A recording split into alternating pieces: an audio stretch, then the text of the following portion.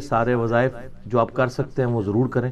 بہرحال بعض اوقات کسی کی مجبوری ایسی ہو سکتی ہے کہ اسے آفس کی مجبوریوں کی وجہ سے یا اپنے کاروبار کی مصروفیت کی وجہ سے یا بچوں کی دیکھ بھال کی وجہ سے ہماری اسلامی بہنوں کو ٹائم نہ ملے یا بعض اوقات صحت بھی اجازت نہیں دے رہی ہوتی.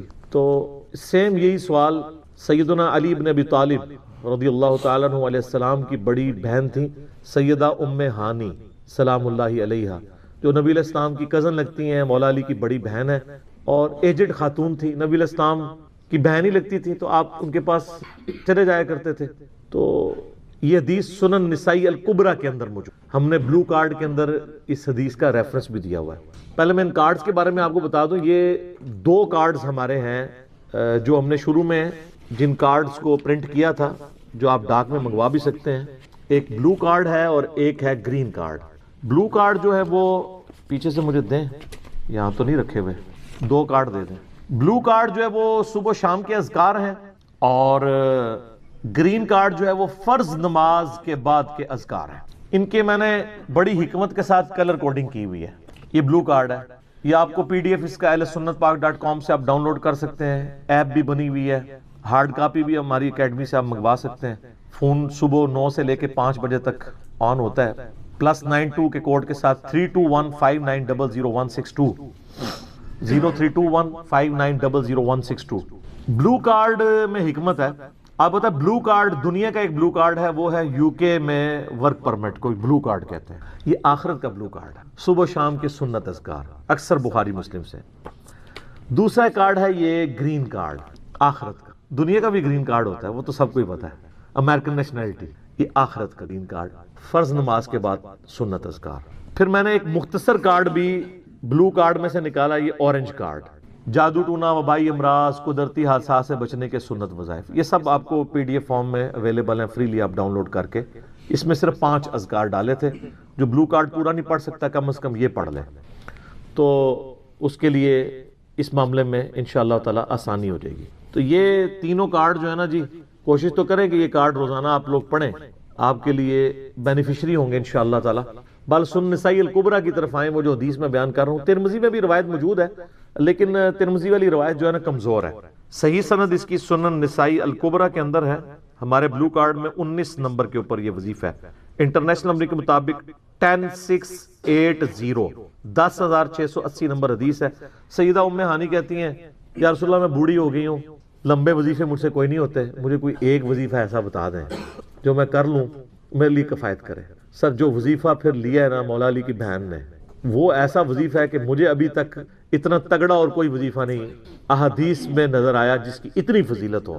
آپ علیہ السلام نے فرمایا 100 دفعہ روزانہ سبحان اللہ پڑھ لیا کرو، تمہیں 100 غلام آزاد کرنے کا ثواب ملے. سر روزہ اگر آپ توڑ بیٹھیں تو ایک غلام آزاد کرنا پڑتا ہے، تو 100 روزوں سے بھی کے برابر یہ آپ سمجھ لیں. 100 دفعہ الحمدللہ پڑھ لیا کرو، تمہیں 100 گھوڑے اللہ کی راہ میں جہاد کے لیے بھیجنے کا ثواب ملے. 100 دفعہ اللہ اکبر پڑھ لیا کرو، تمہیں 100 اونٹ اللہ کی راہ میں بھیجنے کا، قربان کرنے کا، نہر کرنے کا ثواب ملے گا. 100 اونٹ، سر ایک اونٹ کی قیمت آلموسٹ 2-2.5 لاکھ روپے، کروڑوں روپے کا وظیفہ ہے جی. یہ ملینز آف ڈالرز کا یہ وظیفہ ہے فری میں.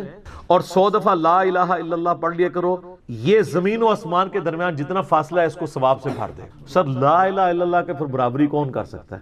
وہ حدیث بطاقہ ہے نا، کاغذ کے پرزے والی حدیث جامع ترمذی میں، کہ ایک شخص کے 99 دفاتر گناہوں کے کھولے جائیں گے اور نامہ مال تل رہا ہوگا، تو اللہ تعالیٰ فرمائے گا میں کسی کے ساتھ ناانصافی نہیں کرتا. دوسری طرف ایک کاغذ کا ٹکڑا ڈالا جائے گا جس پہ لا الہ الا اللہ لکھا ہوگا. وہ شخص کہے گا یہ ایک ٹکڑا کیا کر سکتا ہے، بس وہ رکھنے کی دیر ہوگی، وہ پڑھنا بھاری ہو جائے گا. اللہ کے نام سے تو وزنی کوئی چیز نہیں ہو سکتی. اسے کہتے ہیں کاغذ کے پرزے والی حدیث. اس کے لیے جنت کا حکم ہو جائے گا. لا الہ الا اللہ کا مقابلہ نہیں ہے. تو یہ 4 وظیفے ہیں، سبحان اللہ، الحمدللہ، اللہ اکبر، لا الہ الا اللہ. یہ اتنا محبوب وظیفہ ہے کہ جو سنن نبی داؤد میں، جامع ترمذی میں صلاۃ و تسبیح والی حدیث ہے، اس میں 300 دفعہ کون سے کلمات پڑھے جاتے ہیں؟ یہی سبحان اللہ والحمدللہ ولا الہ الا اللہ واللہ اکبر. بس اتنا ہی پڑھنا ہوتا ہے. یہ ولا حول ولا قوت الا باللہ کی حدیثیں الگ سے ہیں، لیکن صلاۃ و تسبیح میں اتنا ہی پڑھنا ہوتا ہے، 4 کلمات. حتیٰ کہ صحیح مسلم میں حدیث ہے، نبی علیہ السلام نے فرمایا یہ 4 کلمات مجھے ہر اس چیز سے بڑھ کر محبوب ہیں جن پہ سورج طلوع ہوتا ہے، یعنی دنیا اور جو کچھ دنیا کے اندر ہے اس سے بڑھ کر مجھے یہ چیز محبوب ہے کہ میں یہ 4 کلمات کہہ لوں، سبحان اللہ والحمد للہ ولا الہ الا اللہ واللہ اکبر۔ اور صحیح مسلم کی ایک اور حدیث ہے کہ نبی علیہ السلام نے فرمایا اللہ تعالیٰ کو اس سے بڑھ کر کوئی اور کلمات محبوب نہیں ہے، اور یہ حصہ بخاری میں بھی ہے اس کا، اور اس میں اللہ تعالیٰ کی طرف سے کوئی پابندی نہیں ہے، تم ان کی ترتیب بھی بدل سکتے ہو، یعنی سبحان اللہ کے بعد آپ اللہ اکبر پڑھ لیں، پھر لا الہ الا اللہ، کوئی فرق نہیں۔ یہ ایک اوپن چیز ہے، آپ یوں بھی کر سکتے ہیں کہ پہلے 100 دفعہ پڑھ لیں سبحان اللہ سبحان اللہ سبحان اللہ، الحمدللہ الحمدللہ الحمدللہ، اللہ اکبر، کیونکہ را کو پھر لام سے ملائیں گے، اللہ اکبر اللہ اکبر اللہ اکبر، لا الہ الا اللہ لا الہ الا اللہ لا الہ الا اللہ۔ اور یوں بھی پڑھ سکتے ہیں، وہ زیادہ بہتر ہے، سبحان اللہ والحمد للہ ولا الہ الا اللہ واللہ اکبر، کیونکہ اکبر پہ وقف کریں گے، ورنہ یہ سبحان اللہ تو الحمدللہ ہی پڑھ نہیں سکتے آپ، کیونکہ الحمدللہ الحمدللہ بنے گا کانٹینیوس، جیسے اللہ اکبر اللہ اکبر اللہ اکبر بن، تو وقف کرنا پڑے گا سوائے سبحان اللہ کے۔ سبحان اللہ یہ تو پڑھ سکتے ہیں، لیکن الحمدللہ کو الحمدللہ وقف کرنا پڑے گا۔ اللہ اکبر اگر ملائیں گے تو اللہ اکبر را کو لام سے، تو اس کی بجائے اتنی مشکل میں نہ پڑے، سبحان اللہ والحمدللہ ولا الہ الا اللہ واللہ اکبر، ایک تسبیح پڑھ لے، چاروں وظیفے 100 دفعہ ہو جائیں گے، کیونکہ نبی علیہ السلام نے اجازت دے دی ہے نا، آگے پیچھے دائیں بائیں کچھ بھی کر سکتے ہو، اور یہ ترتیب تو صلاۃ و تسبیح میں موجود ہے، نبی علیہ السلام نے کلمات پڑھے بھی ہیں۔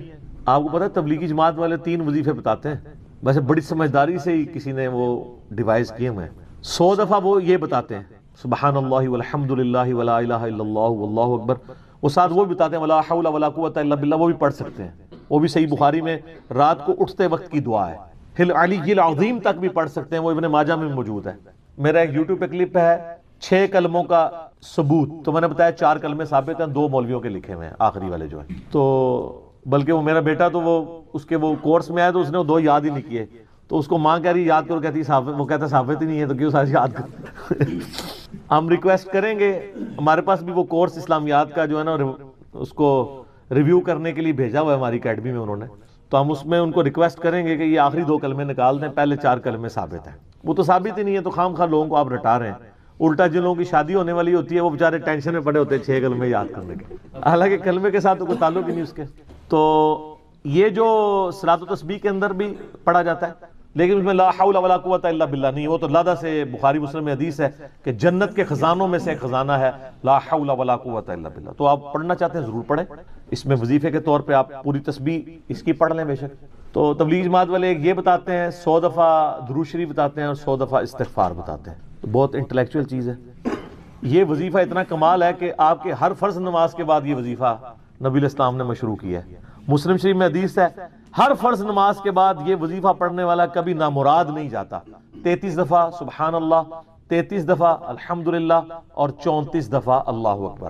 اور ایک حدیث میں ہے مسلم شریف کی کہ جو پڑھے 33 دفعہ سبحان اللہ، 33 دفعہ الحمدللہ، 33 دفعہ اللہ اکبر اور 100 کا عدد پورا کرنے کے لیے پڑھ لے لا الہ الا اللہ وحدہ لا شریک لہ لہ الملک ولہ الحمد وہو علی کل شیء قدیر، 100 کا عدد اس سے بھی پورا کر سکتے ہیں اور 100 کا عدد اللہ اکبر کہہ کے بھی پورا کر سکتے ہیں، تو اس کے سارے گناہ معاف کر دیے جائیں گے اگرچہ سمندر کی جھاگ کے برابر ہی کیوں نہ ہو، لیکن وہ صغیرہ گناہ، کبیرہ گناہ صرف توبہ سے معاف ہوتے ہیں۔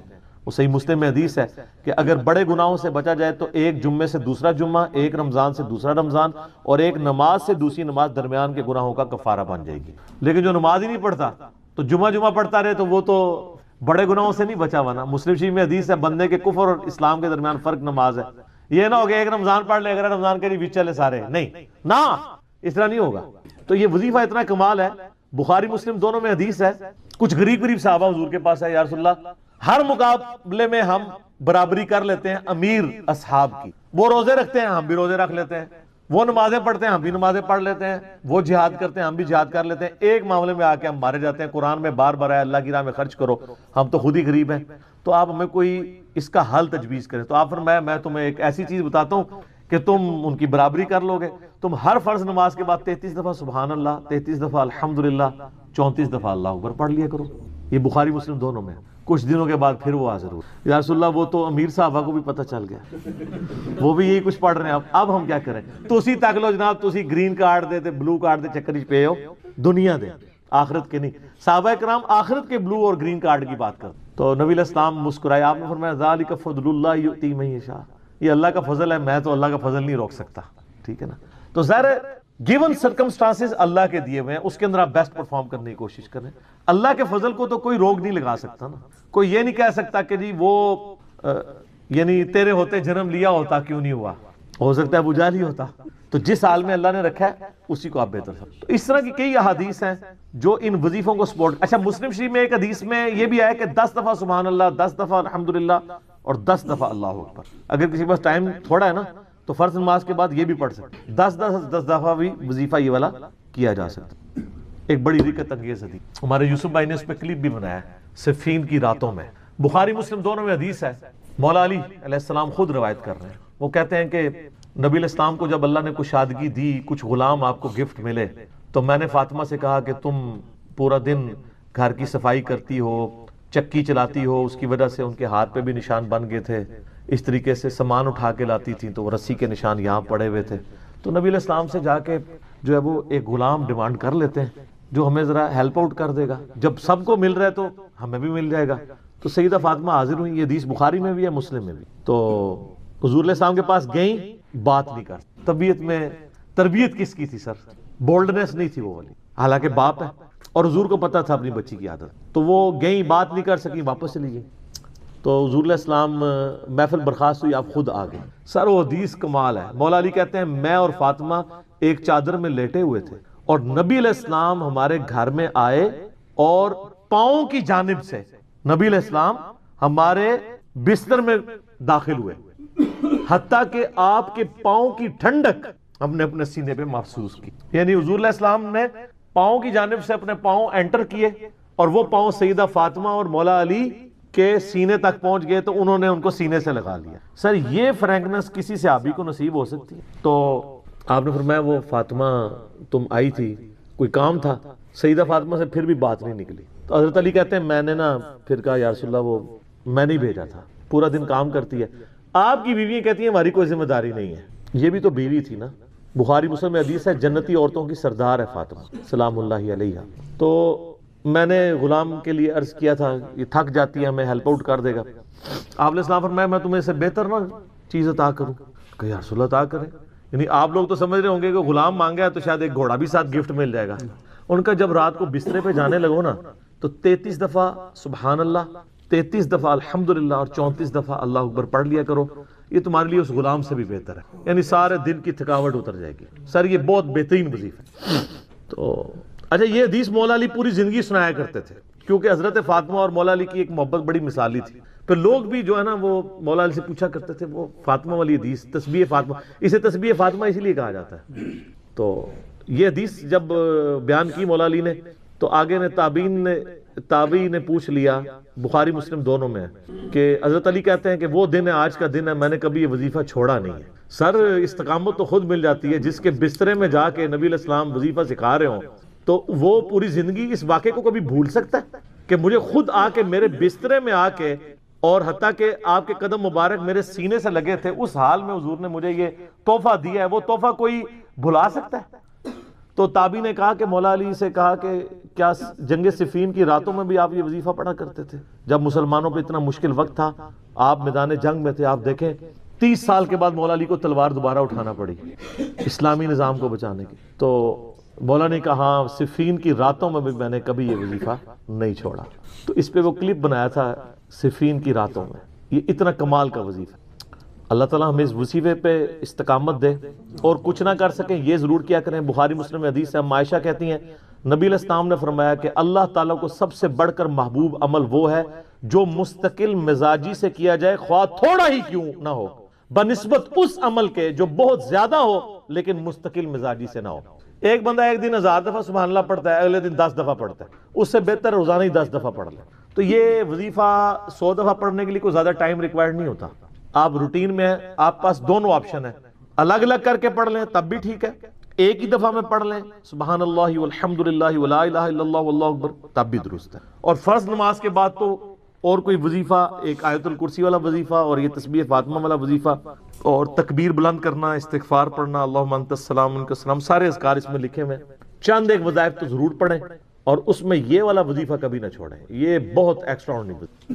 مغرب کی اذانیں شروع ہو چکی ہیں، بقیہ صلوات انشاءاللہ اذان مغرب کے وقفے کے بعد انشاءاللہ. جزاکم اللہ. جامعہ ترمذی میں اور مسند امام احمد میں صحیح سند کے ساتھ یہ حدیث موجود ہے کہ اللہ کے محبوب صلی اللہ علیہ وآلہ وسلم نے فرمایا کہ جو شخص قیامت کو اپنی آنکھوں سے دیکھنا چاہے تو وہ سورۃ التکویر پڑھ لے اور سورہ الانفطار پڑھ لے، یہ دونوں صورتیں آ جائیں گی، اور سورۃ الانشقاق پڑھ لے، وہ اس کے بعد آتی ہے سورۃ المطففین کے بعد.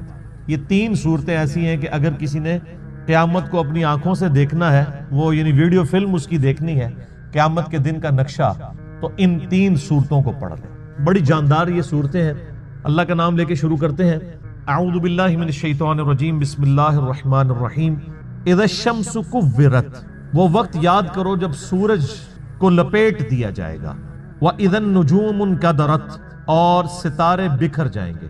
میں نے پہلے بھی عرض کیا قیامت والے دن اللہ تعالیٰ نے گریویٹیشنل فورس کو ڈسٹرب کر دینا ہے، اور اس کا اینڈ رزلٹ یہ ہے کہ پھر گریویٹی اگر ڈسٹرب ہو جائے تو اس کائنات کے اندر جتنے اجرام فلکی ہیں، جتنے بھی سیٹلائٹس ہیں، یہ سب کے سب تباہ و برباد ہو جائیں گے. جتنے بھی سن ہے، جتنے بھی سورج ہیں، وہ تمام کے تمام اس کی وجہ سے ایک دوسرے میں مل کے ختم ہو جائیں گے. تو وہ وقت یاد کرو جب سورج کو لپیٹ دیا جائے اور ستارے بکھر جائیں. وَإِذَا الْجِبَالُ سُيِّرَتْ، اور پہاڑوں کو اکھیڑ دیا جائے. اس روئے عرض پہ سب سے مضبوط چیز جو ہے نا اللہ کی مخلوقات میں سے، وہ پہاڑ ہے. کوئی بھی جاندار یا ہماری لینگویج میں جو بے جان چیزیں ہیں، چاہے وہ درختوں کی فارم میں ہوں، جاندار چیزیں چاہے جانوروں کی فارم میں ہوں، کوئی بھی اتنی مضبوط نہیں ہے اپنی کنسٹرکشن کے اعتبار سے جتنے پہاڑ ہیں. بلکہ یہ پوری زمین کی ڈائنامک بیلنسنگ ان پہاڑوں کی وجہ سے. تو پہاڑ بھی گریوٹی کی وجہ سے ڈسٹرب ہو کے اون کی طرح بکھر رہے ہوں. جیسے روئی کے ریشے اڑتے ہیں نا جب اس کی دھنائی کی جاتی ہے، اس طرح یہ پہاڑ اس زمین کے اوپر تیر رہے ہوں گے. زمین بالکل فلیٹ کر دی جائے گی. اللہم اجرنا من النار، اللہم اجرنا من النار. وَإِذَا الْعِشَارُ عُطِّلَتْ، جب اونٹنیاں، ایسی اونٹنیاں جو کہ پریگننٹ ہوں اور ان کے بچے پیدا ہونے والے ہوں، وہ بھی بکھرتی ہوئی ہر طرف نظر آئیں. عرب کے لوگ اصل میں جو یہ اونٹنیاں تھی نا، جو پریگننٹ اونٹنیاں تھی، جس طرح آج کل ہمارے سب کانٹیننٹ کے معاشرے میں جب بھینس کا بچہ ہونے والا ہوتا ہے تو بڑی اس کو پروٹوکول سے، بڑی حفاظت سے اس کو رکھا جاتا ہے، کیونکہ آمدہ جتنی روزی ہے اسی سے وابستہ ہوتی ہے. تو عرب کے لوگوں میں اونٹ کی بڑی اہمیت تھی. اونٹ کے بغیر تو ان کی زندگی سمجھ لیں کسی بھی راستے پہ، سفر پہ گزر نہیں سکتی تھی، کیونکہ اونٹ کو اللہ نے ایسی کوالٹیز دی ہیں جو دنیا میں اور کسی جانور کے پاس نہیں ہے. 1 مہینے تک بغیر پانی پیے وہ سفر کر سکتے. یہ کوالٹی تو کسی بھی جاندار کی نہیں ہے، وہ سٹور کر لیتا ہے پانی اپنے اندر. تو جب اونٹنی جو ہے وہ پریگننٹ ہوتی تھی، حاملہ ہوتی تھی، تو وہ بڑی اس کی حفاظت رکھتے تھے کہ اب اولاد ہوگی اس کی تو ہم نے اس کو آگے لے کے چلنا ہے. تو عرب کے لوگوں کو اسی چیز کی طرف توجہ دلائے گی کہ جس اونٹنی کو تم بڑا ایسٹ سمجھتے ہو اپنی زندگی میں، وہ قیامت والے دن وہ پریگننٹ اونٹنیاں بھی گویا کہ اس طرح بکھر رہی ہوں گی، ان کا مالک بھی ان سے بے خبر ہوگا. اونٹنیاں کیا، سورہ الحج کے شروع میں آیا کہ جو ماں ہے وہ بھی اپنے بچے کو بھول جائے گی. ہر چیز، ہر انسان نشے کی حالت میں دکھائی دیتا ہوگا، حالانکہ وہ نشے میں نہیں ہوگا بلکہ اللہ کا عذاب شدید ہوگا. یہ سورۃ الحج کی شروع کی آیات ہے. میں نے سورۃ القیامہ میں بھی کور کی تھی، آج کراس ریفرنس کے طور پہ ان کو میں نے صرف کوٹ کر دیا، آپ خود پڑھ لیجئے گا. وَإِذَا الْوُحُوشُ حُشِرَتْ، جب سارے وحشی جانور بھی یکجا کر دیے جائیں گے. یعنی اللہ کا ایسا خوف ہوگا کہ وحشی جانور بھی سہمے میں ہوں گے. ورنہ آپ سوچ سکتے ہیں کہ بکری اور شیر ایک جگہ پہ جمع ہوں اور شیر بکریوں پہ حملہ آور نہ ہو. یہ دوسرے وحشی جانور بھی آپ کو دیکھیں کہ آپس میں لڑتے ہیں. شیر اور چیتوں کی لڑائی ہو جاتی ہے، مگرمچھ اور شیروں کی لڑائی ہو جاتی ہے. یہ سارے لڑنے والے جنگلی جانور بھی قیامت والے دن ایک جگہ جمع ہوں گے، لیکن لڑ رہے نہیں ہوں گے. وہ ایسا خوف کی کیفیت ہوگی کہ وہ بھی ڈر کے مارے سہمے میں کھڑے ہوں.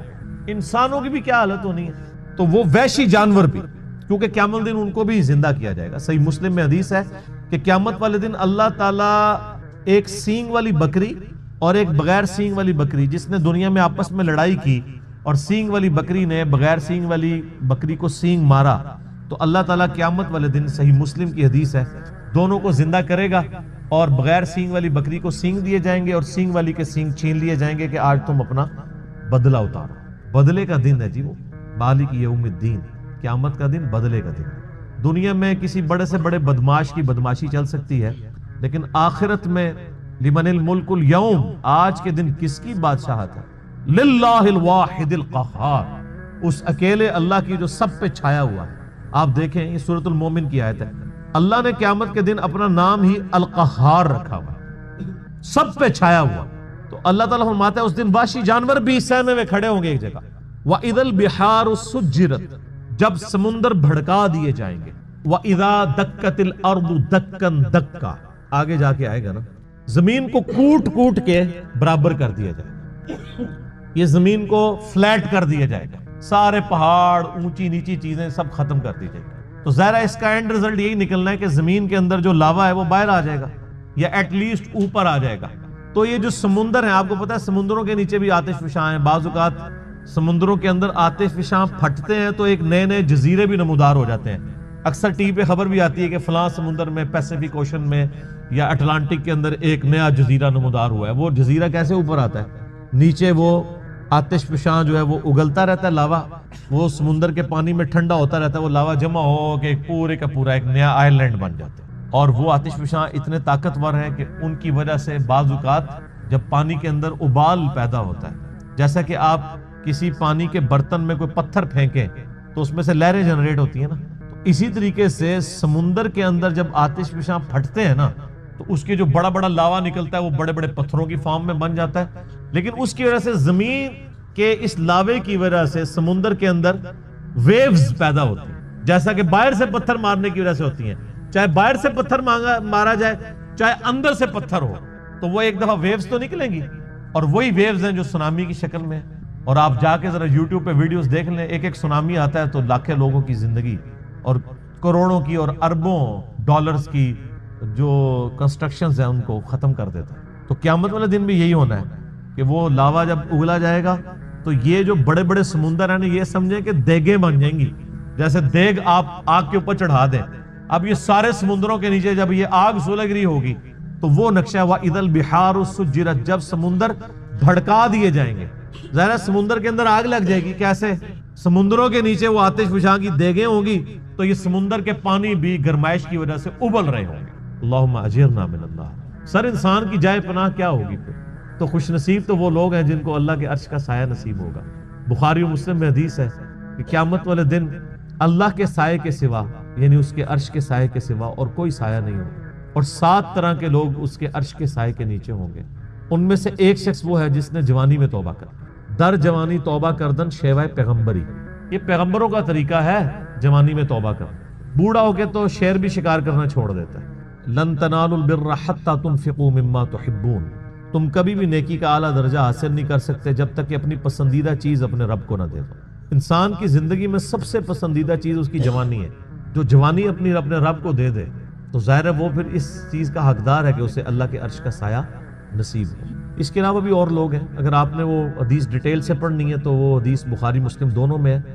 آپ مشکات کی پہلی جلد میں کتاب المساجد چیپٹر میں چلے جائیں تو یہ آپ کو شروع میں یہ حدیث مل جائے گی، کیونکہ اس میں ایک وہ شخص بھی ہے جس کا دل مسجد میں اٹک رہا ہو، اسی لیے وہ مساجد والے چیپٹر میں لے کے آئے ہیں مشکات والے امام۔ تو اللہ تعالیٰ فرماتا ہے اس دن سمندر بھڑکا دیے جائیں گے۔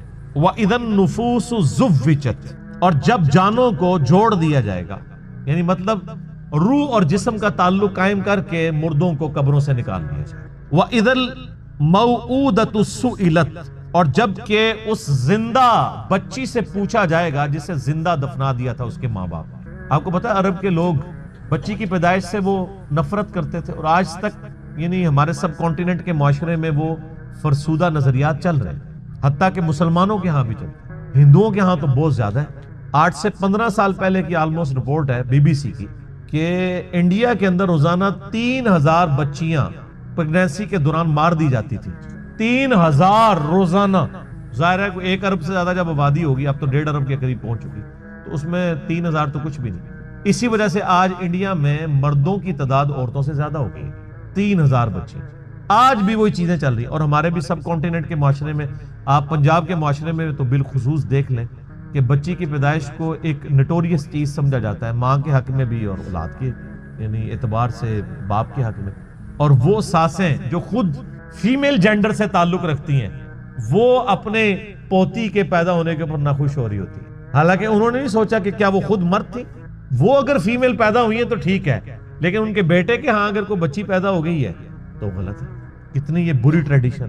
یہ علیحدہ بات ہے کہ بعد میں جب وہ بچے بڑے ہوتے ہیں تو بچوں کی وجہ سے اولاد کا جو بچوں والا جینڈر ہے اس کی پورشن کی وجہ سے ماں باپ جو ہے ذلیل ہو رہے ہوتے ہیں اور بچیوں کی وجہ سے وہ سکھی ہوتے ہیں. یہ علیحدہ بات ہے, زیادہ تر ہم نے یہی دیکھا ہے. تو اللہ تعالیٰ فرماتا ہے قیامت دن اس بچی کو زندہ کر کے اللہ تعالیٰ اس سے پوچھے گا بِأَيِّ ذَنبٍ قُتِلَتْ, تجھے کس گناہ کے سبب قتل کیا گیا تھا. کتنی لطیف گفتگو ہے کہ قتل کرنے والے سے نہیں پوچھا جا رہا بلکہ بچی سے پوچھا جائے گا کہ معصوم بچی آج تیرا دن ہے, تو بول کہ کس جرم کی پاداش میں تجھے قتل کیا تھا تیرے ماں باپ نے. تو معصوم بچی کو اللہ تعالیٰ بیسیکلی اسے حوصلہ افزائی فرما رہا ہوگا کہ آج دن ہے, تجھے بدلہ دلایا جائے گا. کتنے صحابہ تھے جنہوں نے یعنی ایمان لانے سے پہلے کفر کی حالت میں اس طرح کے جرائم کیے ہوئے, اور اللہ تبارک و تعالیٰ نے اسلام لانے کے سبب ان کی ان گناہوں کو معاف کیا. کئی ایک واقعات ہیں جو آپ سنتے رہتے ہیں. بہرحال یہ بہت بڑا جرم ہے. آج بھی یہ بات ماڈرن دور میں جو اس سے ریلیٹڈ چیز ہے جس کو ڈسکس کرنے کی ضرورت ہے.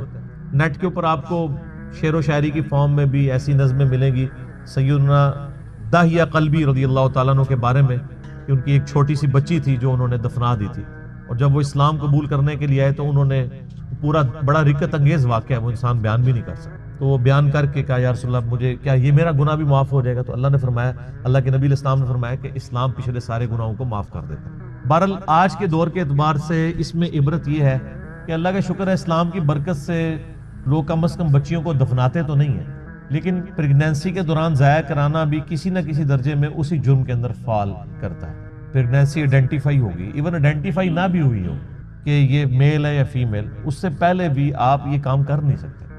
اولاد کو قتل کرنے کے زمرے میں آتا ہے, اور قرآن حکیم میں بڑی سختی سے اس کی مذمت ہے. سورہ بنی اسرائیل میں تو اللہ تعالیٰ نے بالکل ایک اوپن فلسفہ بیان کیا ہے کہ مت قتل کرو اولاد کو مفلسی کے ڈر سے, تمہیں بھی ہم رزق دیتے ہیں اس کو بھی ہم ہی رزق دیں گے, بے شک ان کا گناہ بہت بڑا جرم ہے. لوگ ان چیزوں کو ہلکا جان رہے ہوتے ہیں, پھر ڈاکٹروں سے مشورہ کرتے ہیں, پھر ہمیں بھی کبھی بعض اوقات رابطہ کر رہے ہوتے ہیں, جی وہ بتائیں جی بس وہ جی یہ ہو گیا جی وہ ہو گیا جی یہ مجبوری ہے جی ابھی جناب 40 دن پورے نہیں ہوئے, فلاں نہیں ہوئے, یہ نہیں ہوئے.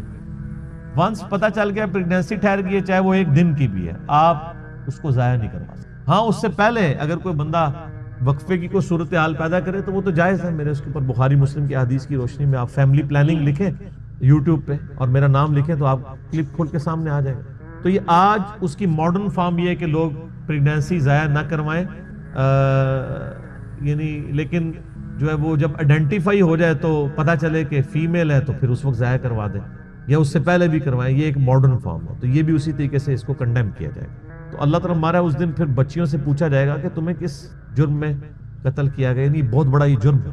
ابھی کچھ عرصہ پہلے انہوں نے مکے سے وہ آلموسٹ ابھی بھی وہ قبرستان پہاڑی کے اوپر میں نے وہ دیکھا ہوا ہے, قبرستان مکے کے اندر موجود ہے جہاں پہ وہ بچیوں کو زندہ درگور کیا کرتے ہیں.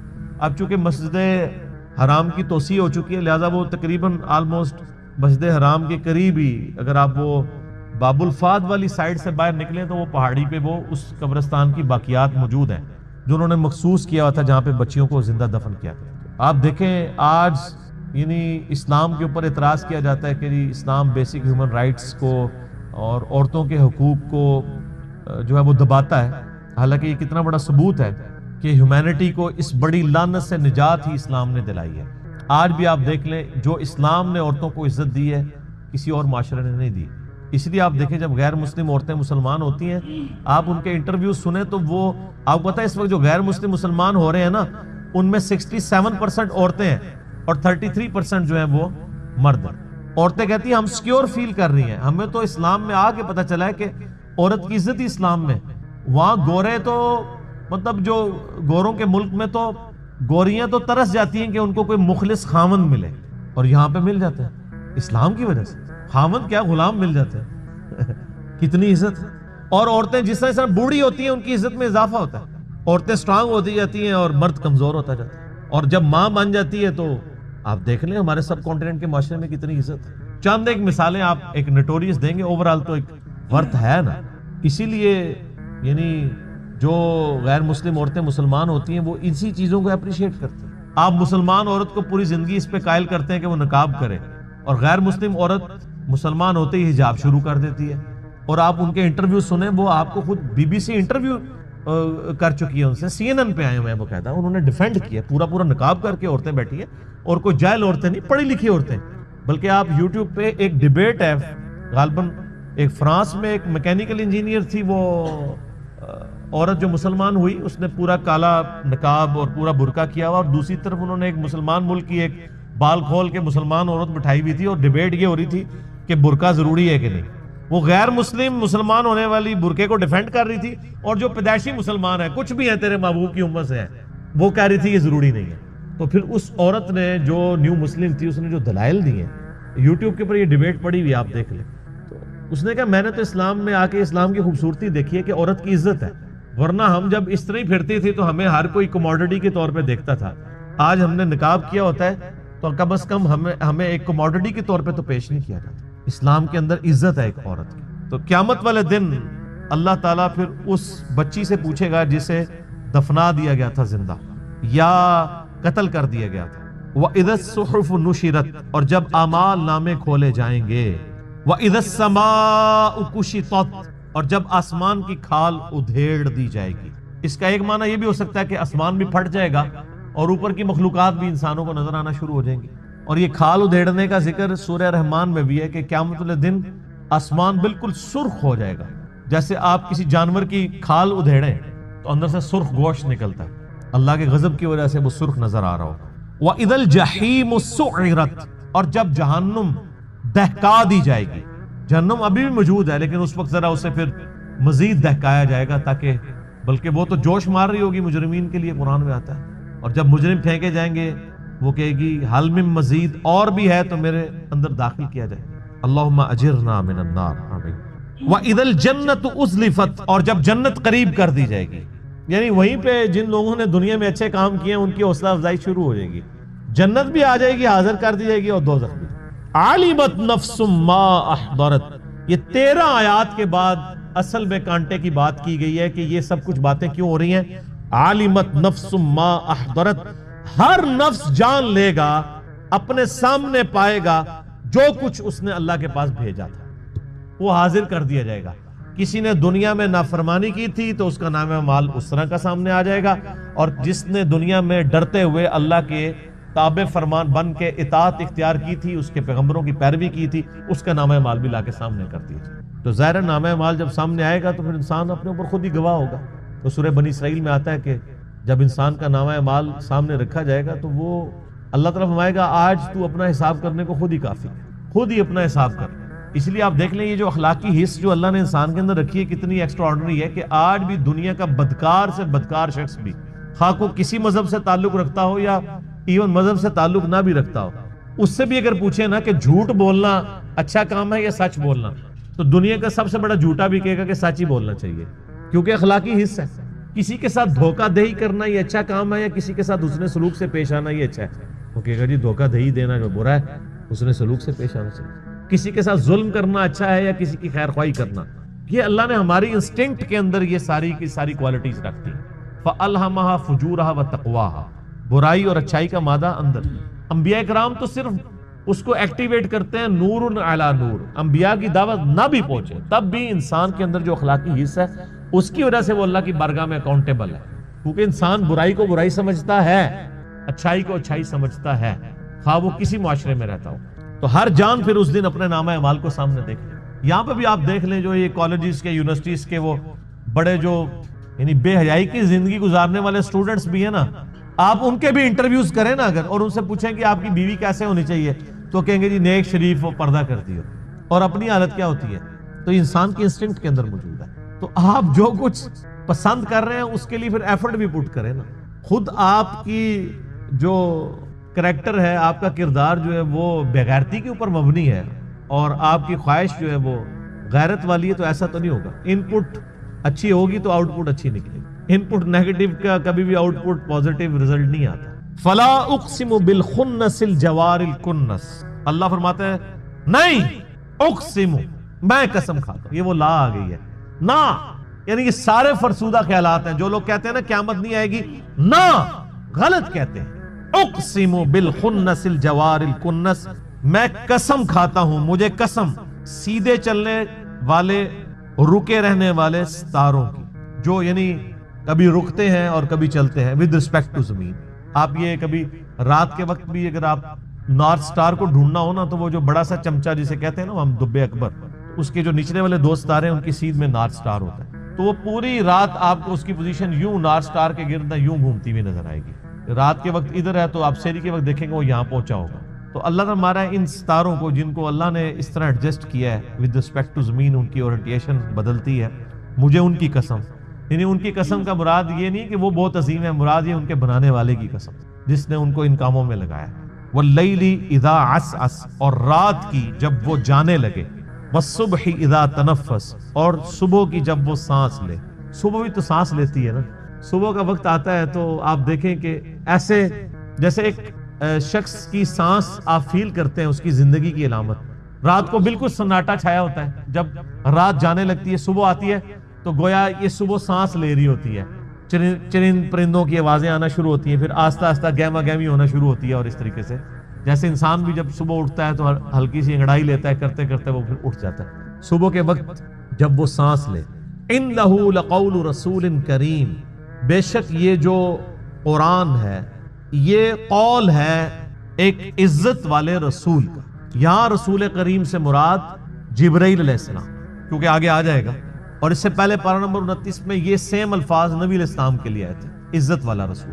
فرشتوں میں رسول حضرت جبرائیل علیہ السلام ہے جو انسانوں میں رسولوں کے اوپر وحی لے کے آتے ہیں۔ ذی قوت عند ذی العرش مکین، وہ عزت والا رسول وہ ہے جو قوت والا ہے عرش والے کے ہاں، جو عرش کا مالک ہے اس کے ہاں اس کی قوت ہے، اللہ نے اس کو اتھارٹی دی ہوئی ہے۔ مطاع ثم امین، اس کی اطاعت کی جاتی ہے، وہ امانت دار بھی ہے، یعنی جو اللہ نے وہی دی وہ امانت کے ساتھ پہنچاتا ہے، اور فرشتوں کے ہاں اس کی اطاعت کی جاتی ہے، یعنی وہ فرشتوں کا سردار ہے، فرشتے اس کے اوبیڈینٹ ہیں، یعنی روح قدس جبرائیل علیہ السلام۔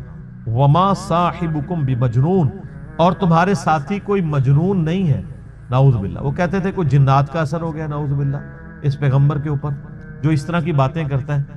یعنی ایک شخص جو مکے کی لوگوں کی آنکھوں کا تارا اور بڑی ڈائنامک لائف گزاری، اس نے صادق اور امین، بڑی ایکسٹروورٹ لائف تھی۔ نبی علیہ السلام کو گوشہ نشینی کی زندگی تو نہیں گزار رہے تھے، پہلے آپ لوگوں کی بھیڑیں چڑھایا کرتے تھے، پھر اللہ تعالیٰ نے فائنینشلی اسٹرانگ کیا، ایک مکے کی امیر عورت کے ساتھ آپ کی شادی ہو گئی، پھر ان کے لیے تجارت کا سامان لے کے جایا کرتے تھے، لوگ آپ کو صادق اور امین کہتے تھے، آپ صلی اللہ علیہ وآلہ وسلم کے پاس اپنی امانتیں رکھوایا کرتے تھے۔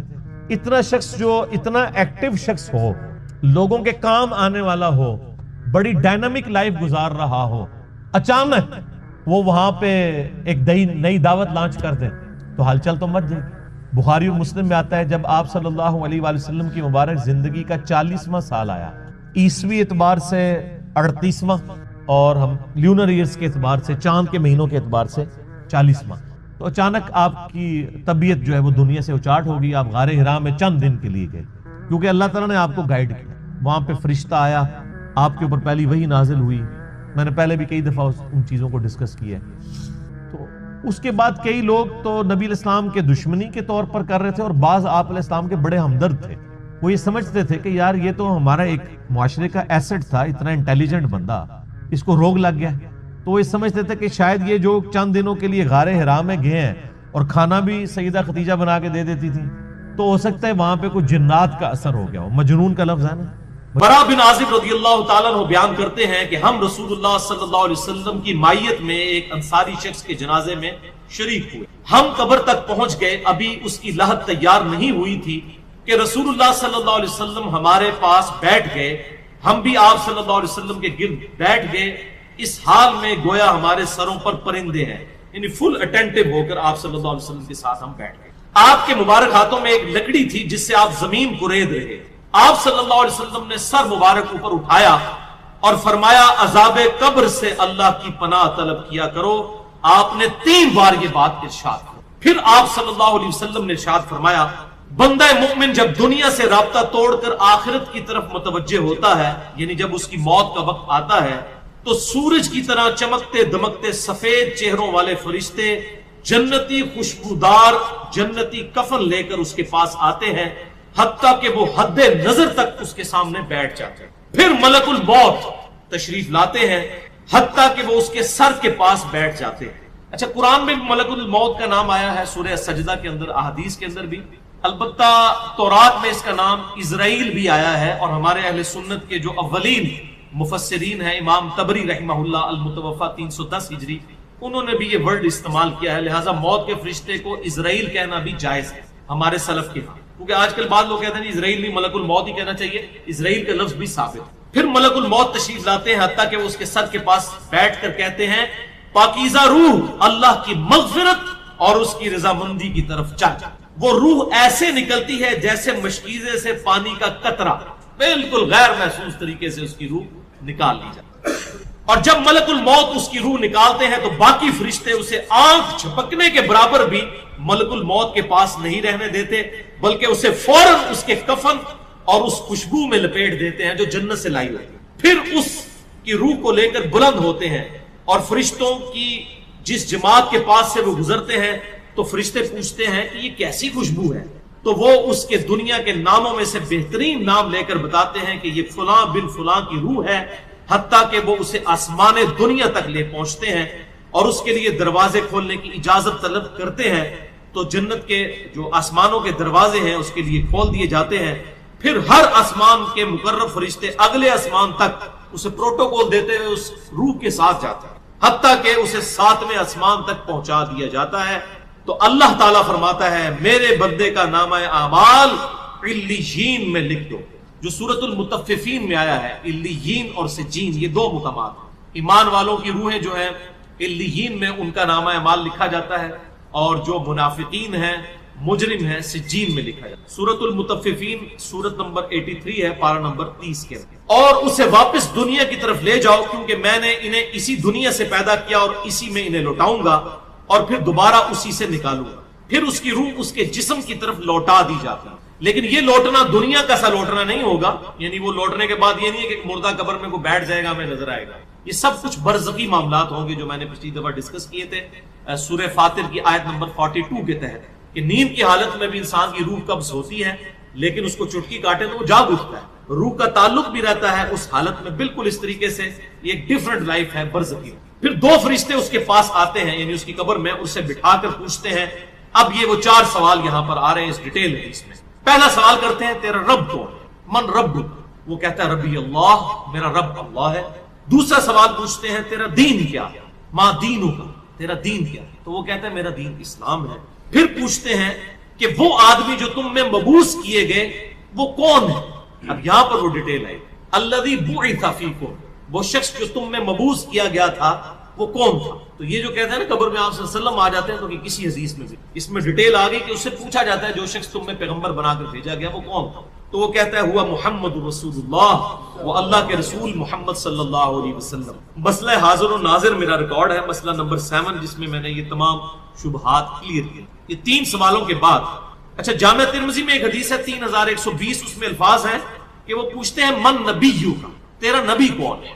اس میں تو آیا نا کہ اس شخص کے بارے میں تیرا کیا عقیدہ ہے، اس میں من نبیو کا الفاظ ہے. جامعہ ترمذی 3120. اچھا اللہ کا شکر ہے کہ یہ نہیں پوچھتے تیرا فرقہ کون سا ہے، تو کس امام کی تقلید کرتا تھا، کیڑی مسیدی تو نماز پڑھتا سا ہے. دیکھ لو کوئی چیز نہیں. تیرا رب کون ہے، تیرا دین اور نبی صلی اللہ علیہ وسلم. تو دنیا میں بھی ہم یہ کہتے ہیں اللہ رسول قرآن، یہی بات. تو قبر کے اندر جا کر بھی یہی سوال ہوتا ہے. اب وہ جب 3 سوالوں کے جواب دیتا ہے تو فرشتے 4تھا سوال اس سے پوچھتے ہیں، جو میں نے قبر کا 4تھا سوال، مسئلہ نمبر 78، تمہیں کیسے پتا چلا، ان 3 سوالوں کے جواب تمہیں کیسے آئے؟ وہ کہتا ہے میں نے اللہ کی کتاب پڑھی تھی، میں اس کتاب پر ایمان لایا اور میں نے اس کے حق ہونے کی. اللہ کی کتاب پڑھی ہوگی تو تصدیق کرے گا نا.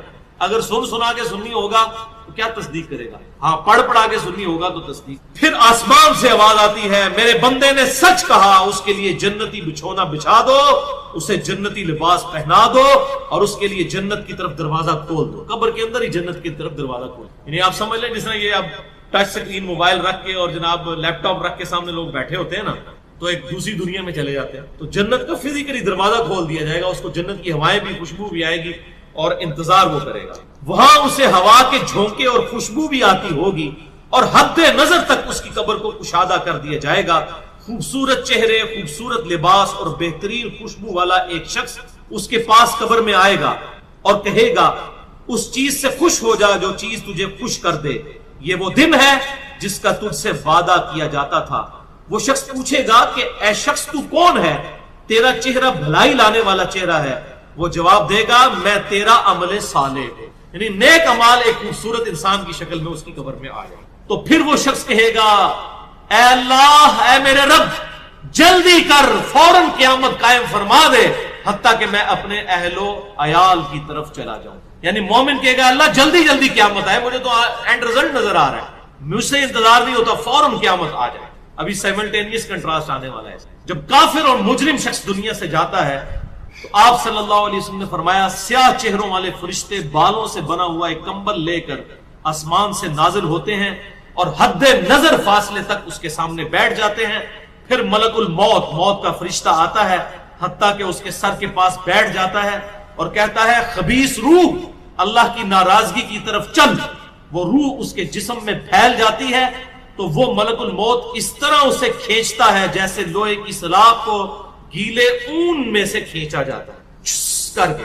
گرم سلاخ جو ہے وہ اونی کپڑے کے اندر, گیلے کے اندر ڈال کے یوں کھینچی جائے نا, اس طرح اس کے پورے جسم سے اس کی روح. پھر ملک الموت سے باقی فرشتے اس کی روح کو لے کر پلک جھپکنے کے برابر بھی وہاں نہیں رہنے دیتے حتیٰ کہ وہ اسے بالوں سے بنے ہوئے کمبل میں لپیٹ لیتے ہیں اور اس سے زمین کے مردار سے نکلنے والی انتہائی بری بدبو نکلتی. وہ اسے لے کر اوپر چڑھتے ہیں تو وہ فرشتوں کی جس جماعت کے پاس سے گزرتے ہیں تو فرشتوں کی جماعتیں کہتی ہیں کیسی خبیث روح ہے. وہ کہتے ہیں یہ فلاں بن فلاں کی روح ہے اور وہ اس کی دنیا کا انتہائی کبھی نام لے کر بتاتے ہیں حتیٰ کہ اسے آسمانی دنیا تک لے جایا جاتا ہے. اس کے لیے دروازے کھولنے کے لیے درخواست کی جاتی ہے تو آسمان کے دروازے اس کے لیے نہیں جاتے. پھر رسول اللہ صلی اللہ علیہ وسلم نے سورۃ الاعراف کی آیت پڑھی کہ ان کے لیے آسمانوں کے دروازے نہیں کھولے جائیں گے, وہ جنت میں داخل بھی نہیں ہوں گے حتیٰ کہ اونٹ سوئی کے سوراخ سے گزر جائیں. یہ سورۃ الاعراف کی آیت آپ سمجھ. پھر آپ صلی اللہ علیہ وسلم نے فرمایا کہ اللہ تعالیٰ فرماتا ہے اس کی کتاب کو سب سے نچلی زمین میں سجین میں لکھ دو. پھر اس کی روح کو شدت کے ساتھ پٹ کھا جاتا ہے. پھر آپ صلی اللہ علیہ وسلم نے یہ آیت تلاوت فرمائی سورہ الحج کی, جو شخص اللہ کے ساتھ شرک کرتا ہے گویا وہ آسمان سے گر پڑا تو اب پرندے اسے اچک کر لے جائیں یا کسی دور جگہ پر پھینک دیں. پھر اس کی روح اس کے جسم میں لوٹا دی جاتی ہے اور دو فرشتے اس کے پاس آ کر اس سے پوچھتے ہیں تیرا رب کون ہے. اب اس سے بھی سوال ہو. وہ حیرت زدہ ہو کر کہتا ہے ہائے افسوس, ہائے افسوس, میں نہیں جانتا, میں نہیں جانتا. پھر پوچھتے ہیں تیرا دین کیا ہے. وہ پھر حیرت زدہ ہو کر کہتا ہے ہائے افسوس, ہائے افسوس, میں نہیں جانتا, میں نہیں جانتا.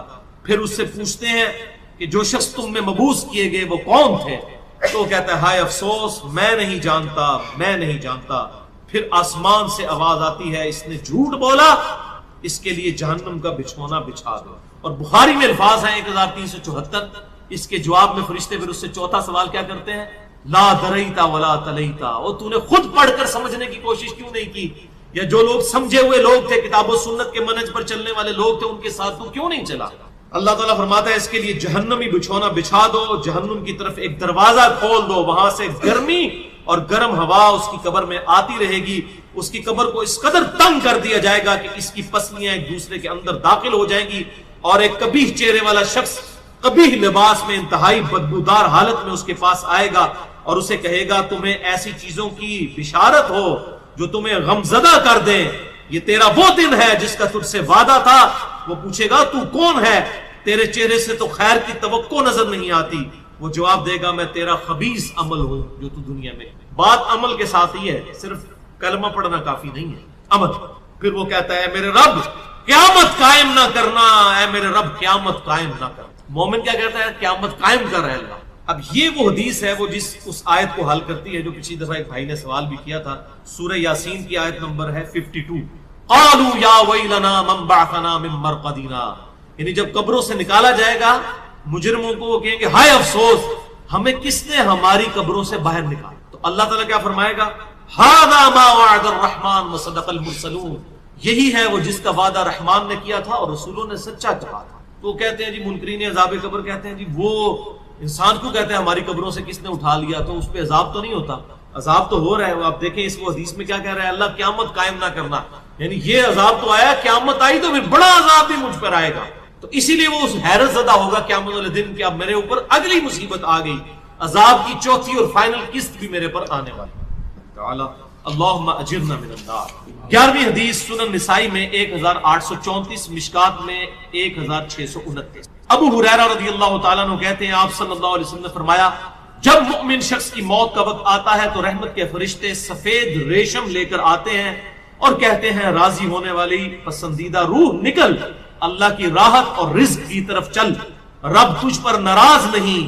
تو وہ بہترین کستوری کی خوشبو کی طرح نکلتی ہے حتیٰ کہ وہ ایک دوسرے سے اسے لے کر اس طرح کرتے کرتے آسمان کے دروازوں تک پہنچ جاتے ہیں. تو وہ کہتے ہیں زمین سے یہ کیسی پاکیزہ خوشبو تمہارے پاس آئی ہے. وہ اسے مومنوں کی روح کے پاس لے جاتے ہیں, یعنی نیک آدمی کی روح کو, جو پہلے مومن مر چکے ہیں ان کی روحوں کے پاس. تو انہیں اس کے آنے پر اس سے بھی زیادہ خوشی ہوتی ہے. یعنی مومن انتظار کر رہے ہوتے ہیں اور ویلکم کرتے ہیں, جیسا کہ تم میں سے کسی کو اپنے بچھڑے ہوئے شخص کے ملنے پر خوشی ہوتی ہے. تو وہ آلریڈی جو مردہ روحیں وہاں پر پہنچی ہوتی ہیں, جو مر چکے شخص جو ہوتے ہیں ان کی روحیں, وہ نئی آنے والی روح سے پوچھتے ہیں فلاں کا کیا حال ہے, فلاں کا کیا حال ہے. پھر وہ کہتے ہیں اسے چھوڑ دو کیونکہ یہ ابھی ابھی دنیا کے غم میں مبتلا ہو کر یہاں پر آیا ہے. تو مرنے والا شخص کہتا ہے کہ تم جس شخص کے بارے میں مجھ سے پوچھ رہے ہو وہ تو فوت ہو چکا ہے, کیا تمہارے پاس نہیں آیا؟ وہ کہتے ہیں اسے تو اس کے ٹھکانے ہاویہ یعنی جہنم میں پہنچا دیا گیا ہے. اور جب کافر شخص کی موت کا وقت آتا ہے تو عذاب کے فرشتے بالوں کا لباس لے کر اس کے پاس آتے ہیں اور اسے کہتے ہیں ناراض ہو. گزارش ہے کہ میرے بیٹے بہت نافرمان ہیں اور بہت تنگ کرتے ہیں, مہربانی کر کے کوئی دنیا میں وظیفہ نہیں ہے جی. ہاں دیکھیں کسی کی ہڈی ٹوٹ گئی ہے اور وہ میرے پاس لے آئے کہ اس پہ دم کر, ہڈی ٹوٹی ہے تو آرتھوپیڈک کے پاس جائیں اس کا علاج کروائیں. دم اس طرح کی چیزوں کے لیے تو نہیں ہوتے. کیا نبی اسلام کے جب کسی صحابی کا خون نکلتا تھا تو حضور پھونک مار کے وہ خون روکتے تھے؟ نہیں. صحیح مسلم میں ہے کہ آپ علیہ السلام نے سعد بن معاذ کو اپنے مبارک ہاتھوں سے باقاعدہ داغ لگایا تھا جب خون نہیں ان کا رک رہا تھا.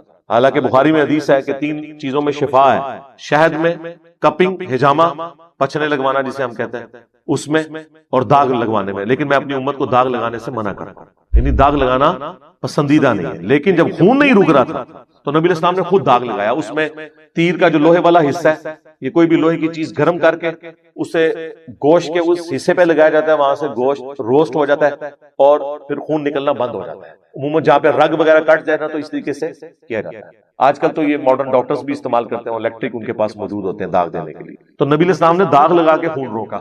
تو میں آپ کو اب کون سا ایسا وظیفہ بتا دوں, اس کا تعلق تو تربیت کے ساتھ ہے. اور اس کے بعد دعا کریں. دعا اللہم ربنا آتینا فی الدنیا حسنہ وفی الآخرۃ حسنۃ وقینا عذاب النار.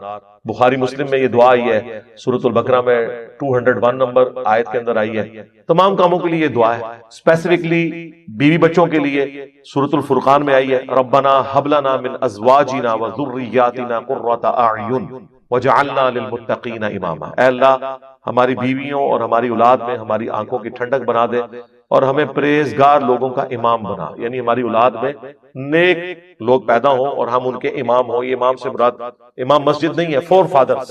تو یہ دعا ہے جی سورۃ الفرقان میں آئی ہے. بالکل سورۃ الفرقان کے اینڈ پہ وہ آپ پڑھیں, یہی وظیفہ ہے. باقی تربیت سے جو معاملات ہوں گے, آپ خود نماز نہ پڑھیں, خود آپ سگریٹ پیئیں اور بچہ آپ کا نشہ کر رہا ہے اور آپ کہہ رہے ہیں جی کو وظیفہ بتا دیں یا بچہ نماز شروع کر دے یا یہ سگریٹ چھوڑ دے, کوئی ایسا وظیفہ نہیں. اور اگر آپ خود دیکھیں تو 90% یہ چانس ہے کہ بغیر تبلیغ کے بھی بچے اس راستے پہ چل پڑتے ہیں. البتہ ایکسیپشنز آر آلویز دیئر. حضرت نوح کا بیٹا بھی کافر نکلا ہے, وہ ہو سکتا ہے, لیکن عموماً ایسا نہیں ہوتا. عموماً یہی ہے کہ جس ڈگر پہ آپ چل رہے ہیں نا, آپ جو کچھ اپنے بچوں کو دیکھنا چاہتے ہیں وہ خود بنے, لیکن آپ کہتے ہیں میں وہ خود نہیں بن سکتا, ان کو میں بناؤں گا. تو سر پھر ٹائم قیامت تک لگے رہو. اور ایسا بھی ہو جاتا ہے بعض اوقات کتنے بدماش قسم کے لوگ ہیں ان کے بچے اتنے شریف ہوتے ہیں, لیکن یہ رول نہیں ہے. رول یہی ہے کہ 90% بچے 4 ہاتھ پہ ہو تو بھی آگے ہوں. تو ایکسیپشن سے آپ یہ ڈیڈکٹ نہیں کر سکتے کہ چونکہ اس طرح کی ایکسیپشن موجود ہیں لہذا یہ ایسے ایسے ہو جاتا ہے، ایسے نہیں ہوتا۔ یا ایھا الذین آمنوا، اے اہل ایمان، لا تتخذوا آباءکم و اخوانکم، مت بناؤ اپنے ماں باپ کو، اپنے بھائیوں کو، اولیاء، اپنا دوست۔ کس صورت میں دوست نہ بناؤ؟ ان استحبوا الکفر علی الایمان، اگر وہ ایمان کے مقابلے میں کفر کی روش اختیار کرتے ہیں نا تو تمہاری کوئی جگری یاری ان کے ساتھ نہیں ہونی چاہیے۔ مطلب کیا؟ پرائورٹی اللہ اور اس کے محبوب صلی اللہ علیہ وآلہ وسلم کی نسبت ہے۔ ایک تمہارا رشتہ دار نہیں ہے نا اور وہ اللہ اور اس کے پیغمبر کا ماننے والا ہے نا، اس سے تمہاری جگری یاری ہونی چاہیے۔ اور ایک تمہارا سگا رشتہ دار بھی ہے نا، اگر وہ اللہ اور اس کے رسول کا باغی ہے تو پھر اس کے ساتھ کوئی لحاظ والا معاملہ نہیں۔ ہاں دنیا میں معروف طریقے سے تو وہ چلنا ہی چلنا ہے، لیکن وہ لحاظ نہیں ہوگا۔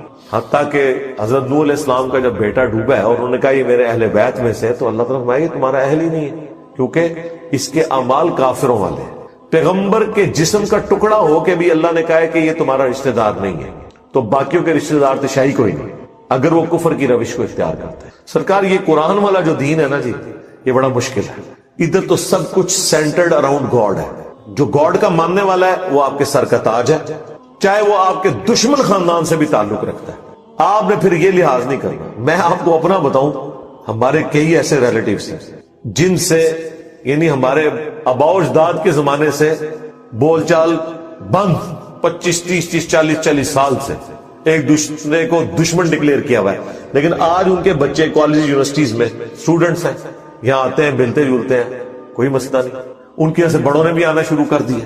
یعنی اسلام ایک ایسا رشتہ ہے جو سارے رشتوں سے آپ کو آزاد کر دیتا ہے۔ اب ہماری نظر میں اب ہم اس چیز کو پیٹیں کہ جی ہمارے آباء و اجداد کے ساتھ انہوں نے زیادتی کی تھی یا ہماروں نے ان کے ساتھ زیادتی کی تھی، ہماری تو جہاں مرضی جائیں گے، ہم تو اپنی آخرت کی فکر میں۔ ہمیں تو وہ اچھا لگتا ہے جو اللہ اور اس کے رسول کی وجہ سے عز و جل و صلی اللہ علیہ وآلہ وسلم ہم سے تعلق رکھے ہوئے اور ہم اس سے تعلق رکھے ہوئے۔ رشتہ داریاں کیا چیز ہے؟ قریب ہونا کیا چیز ہے؟ تو یہی تو صحابہ کرام میں تھا۔ جنگ میں اس طرف باپ کھڑا ہے، دوسری طرف بیٹا کھڑا ہوا ہے، اور یہ بڑا مشکل ڈیسیژن تھا۔ شکر ہے ہمیں اس لیول پہ نہیں اترنا پڑا۔ ہمارے تو زیادہ ناراضگیاں ہو جاتی ہیں یا کوئی ایسا معاملہ ہو جاتا ہے، تلوار نہیں ایک دوسرے کے خلاف اٹھانی پڑتی، کوئی زیادہ گالی گلوچ کر لیتا ہے، اس سے زیادہ کوئی کیا کرے گا۔ تو تمہارے آباء و اجداد میں ہو یا بھائیوں میں ہو، تم ان سے محبت کی روش نہیں اختیار کر سکتے، کفر کو ایمان پر ترجیح تم نہیں دے سکتے۔ وَمَن يَتَوَلَّهُم مِّنكُمْ، اور جو کوئی تم میں سے ان کے ساتھ دوستی گانٹتا ہے، فَأُولَٰئِكَ هُمُ الظَّالِمُونَ، تو وہی ظلم کرنے والا ہے۔ اچھا، اس دوستی سے مراد آپ یہ نہ سمجھیے گا کہ حسن اخلاق سے بھی منع کیا جا رہا ہے، نہیں۔ تو قرآن میں واضح ہے کہ اللہ کے بعد سب سے زیادہ حق ماں باپ کا ہے۔ 4 جگہ قرآن میں اللہ نے توحید کے فوراً بعد ماں باپ کا ذکر کیا، اور سورہ لقمان میں فرمایا کہ اگر تیرے ماں باپ تجھے ابھارے نا کہ میرے ساتھ شرک کر، تو پھر تم نے ان کا کہنا نہیں ماننا، لیکن دنیا میں معروف طریقے سے چلنا ہے۔ یہ نہیں ہے کہ ماں باپ کافر ہیں اور بیمار ہو گئے ان کا علاج نہیں کروانا، نہیں، یہ نہیں، معروف طریقے سے چلنا ہے، حسن اخلاق سے پیش آنا ہے۔ جگری یاری نہیں ہے، جگری یاری آپ کی اس کے ساتھ ہوگی جو دین پہ چلنے والا ہے، جس کی نسبت اللہ اور اس کے محبوب صلی اللہ علیہ وآلہ وسلم کی وجہ سے، باقی ساری چیزیں بعد میں۔ اب جو کوئی یہ حرکت کرے گا تو اللہ تعالیٰ فرما رہا ہے پھر فَأُولَٰئِكَ هُمُ الظَّالِمُونَ، تو ایسے ہی لوگ ہیں پھر ظلم کرنے والے، وہ ظالم ہیں، اصل مجرم ہیں اللہ کے حضور، جو اپنی رشتہ داریوں کو پہلے نمبر پر نبھا رہے ہیں اور دین اسلام کو سیکنڈ پرائورٹی پہ رکھا ہوا۔ اچھا، یہ باتیں ویسے تو بڑی آسان لگ رہی ہیں اور ہم یہ پڑھتے ہوئے سوچ رہے ہوں گے کوئی 1400 سال پرانی بات ہے، میں تو ایسا نہیں کر رہا، لیکن اگر آپ غور و تفکر کریں گے تو آپ کو بھی اندازہ ہوگا کہ مسلمانوں کی اکثریت اس رول کا خیال کوئی نہیں رکھے ہوئے۔ ان کے نزدیک اپنی رشتہ داریاں ٹاپ پرائورٹی کے اوپر ہیں، اپنے ماں باپ کی دشمنیاں وہ نبھا رہے ہیں۔ اور جی میرے ابا جی تمہیں پتا پوری زندگی انہوں نے کار بڑھے، بڑا چنگا کام کیتا نے۔ اچھا، لوگ اپنے آباء و اجداد کی خوبیاں گنوا رہے ہوتے ہیں، وہ جی ساڈے چاچے اور سن جی بڑے غصے دے سن جی، ہوئے ہوئے ایک بار ویاہ دے گئے، وہ آگے کو کوئی بھی ہر جگہ سٹوری ہے جی، تو انہوں نے ان کو کسی ڈومیننٹ جگہ پہ نہیں بٹھایا، وہ پھر جناب اس کا ہار نہیں دوبارہ بڑھے۔ عجیب مینٹل سی تیرا چاچا، یہ فخریہ بات ہے۔ لوگ فخر سے اپنے آباء و اجداد کے قصے سنا رہے ہوتے ہیں اور سارے وہ تکبر بھرے ہوئے رشتے ہوتے ہیں، عاجزی والا کوئی نہیں سناتا۔ آج تک آپ کو کسی نے سنایا کہ نہیں ہمارے چچا جو ہیں وہ ماشاءاللہ اتنے خوش اخلاق تھے کہ فلاں موقع پہ گئے تو ان کے ساتھ ہمارے رشتہ داروں نے زیادتی کی لیکن وہ خود معذرت کر کے اٹھے اور پوری زندگی ان کے ساتھ اس نے سلوک کرتے تھے. وہ کہتے تھے چلو وہ واقعی بلا دیا. نہیں، یہ کوئی نہیں بتائے گا. اس کو تو لوگ مطلب میں وہ پنجابی کا لفظ نہیں بولنا چاہتا، ایسے لوگوں کو تو لوگ پھر یہ کہتے ہیں کہ یہ تو وہ ہیں. یہاں تو جو بدماش ہوتا ہے نا، جو اپنا غصہ دکھاتا ہے، اس کی لوگ تعریف کرتے ہیں. اس کے پیچھے کیا مینٹالٹی کیا ہے؟ اللہ اور اس کا رسول ٹاپ پرائرٹی نہیں ہے. ٹاپ پرائرٹی ان کی اپنی رشتہ داریاں ہیں، خاندان ہے، اپنی رسومات ہے. ٹھیک ہے. اور اگر کوئی اس طرح روٹین سے ہٹ کے بات کرتا ہے، لوگ کہتے ہیں پاگل ہے یار، یہ کیڑی گلاں کر رہے ہیں. تو اللہ کے فضل سے ہم تو شروع سے ہی پاگل ہیں اس معاملے میں.